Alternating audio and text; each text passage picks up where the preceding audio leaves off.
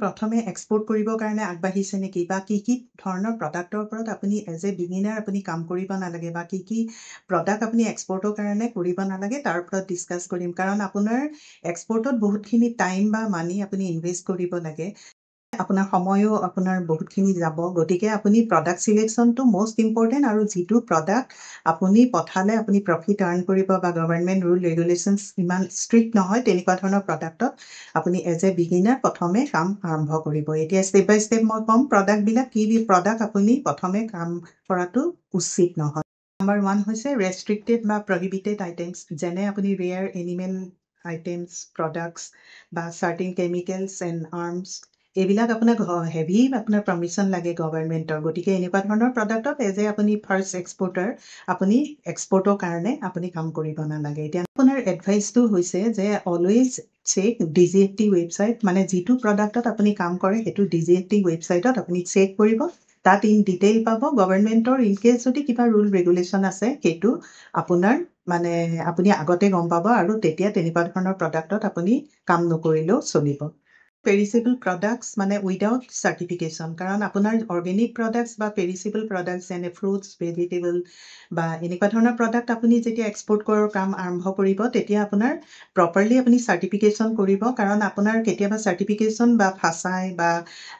মানে ফাইটোচেনিটেৰী চাৰ্টিফিকেট সেইখিনি আপোনাৰ যিখিনি আনুষংগিক প্ৰয়োজন হয় সেইখিনি ডকুমেণ্টেশ্যন আগতে কৰি ল'ব যাতে আপোনাৰ এক্সপৰ্টৰ সময়ত সেই চাৰ্টিফিকেটবিলাক নথকাৰ কাৰণে আপোনাৰ মানে প্ৰব্লেম আহিব পাৰে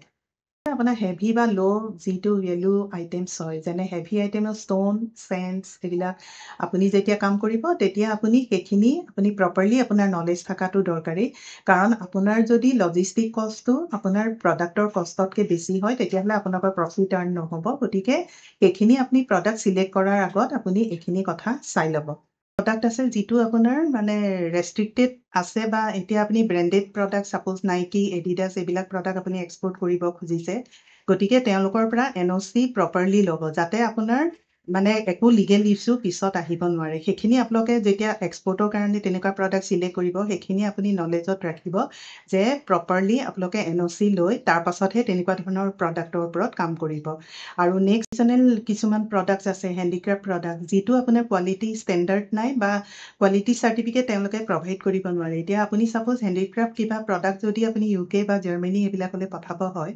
তেতিয়া ইম্পৰ্টাৰে কোৱালিটি ষ্টেণ্ডাৰ্ড চাই আৰু চাৰ্টিফিকেশ্যন চাই গতিকে সেই প্ৰডাক্টবিলাক আপোনালোকে যেতিয়া চিলেক্ট কৰিব প্ৰপাৰলি মানে সেই প্ৰডাক্টটো কোৱালিটি ষ্টেণ্ডাৰ্ড হয় নে নহয় সেইখিনিৰ ওপৰত চাইহে তাৰপাছত তেনেকুৱা ধৰণৰ প্ৰডাক্টত আপোনালোকে কাম আগবাঢ়িব এতিয়া হাইলি ৰেগুলেটেড প্ৰডাক্ট ছাপ'জ মেডিচিন কছমেটিক্স এইবিলাকত আপুনি যেতিয়া কাম কৰিব খুজিব তেতিয়া আপুনি প্ৰপাৰলি চাৰ্টিফিকেট ল'ব আৰু ডকুমেণ্টছ আপুনি ৰেডি কৰি তাৰপাছত তেনেকুৱা ধৰণৰ প্ৰডাক্টত আপুনি কাম কৰিব গতিকে আজি আপোনাৰ মানে ক'লোঁ যে ফাৰ্ষ্ট এক্সপৰ্টাৰ হিচাপে আপুনি কি ধৰণৰ প্ৰডাক্ট প্ৰথমে কামত আগবাঢ়িব নালাগে সেইখিনিৰ ওপৰত বা কৰিলেও আপুনি ডকুমেণ্টেশ্যন প্ৰপাৰলি লৈ তাৰপাছতহে আপুনি কামত আগবাঢ়িব লাগিব কাৰণ আপোনাৰ সময়ো যাব পইচাও যাব গতিকে প্ৰথম প্ৰডাক্ট আপুনি যেতিয়া এজ এ ফাৰ্ষ্ট এক্সপৰ্টাৰ চিলেক্ট কৰিব যিটো প্ৰডাক্ট আপোনাৰ ডেমেজ নহয় বা আপুনি ইমান প্ৰব্লেম নাই বা গভৰ্ণমেণ্ট ইমান ৰেষ্ট্ৰিকশ্যন নাই বা ডকুমেণ্টেশ্যন ইমান নাই তেনেকুৱা ধৰণৰ প্ৰডাক্ট প্ৰথমে চিলেক্ট কৰি আপুনি এক্সপৰ্টৰ কাম আৰম্ভ কৰক আহক আমাৰ ইনষ্টিটিউটত অনলাইন অফলাইন ক্লাছ হৈ আছে জইন কৰক কণ্টেক্ট নাম্বাৰ দিয়া আছে আৰু যিসকলে নতুনকৈ চাইছে ছাবস্ক্ৰাইব কৰিব কাৰণ মই এনেকুৱা ধৰণৰ টপিকৰ ওপৰত আপডেট দি থাকিম থেংক ইউ ফৰ ৱাচিং দিছ ভিডিঅ'